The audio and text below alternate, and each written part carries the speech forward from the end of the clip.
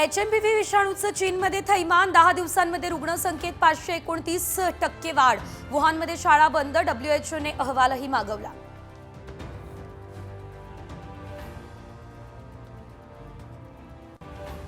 Torres या कंपनीकडून गुंतवणूकदारांची 500 कोटींची फसवणूक, संचालकांसह तिघांना बेड्या, पळून जाण्याआधीच कारवाई.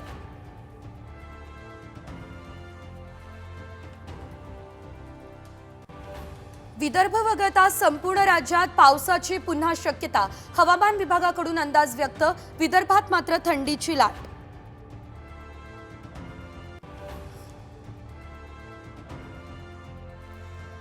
सिडकोच्या 26,000 घरांच्या किमती अखेर जाहीर. 25 लाखांपासून 97 लाखांपर्यंत घरांच्या किमती असणार.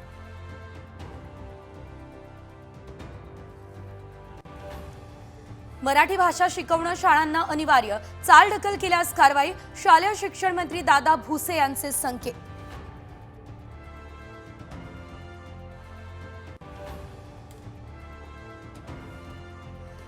लोकांच्या कामासाठी दर आठवड्यात 3 दिवस मुंबईमध्ये मंत्रालयात थांबा. गतिमान कारभारासाठी देवेंद्र फडणवीस यांचे सर्व मंत्र्यांना आदेश.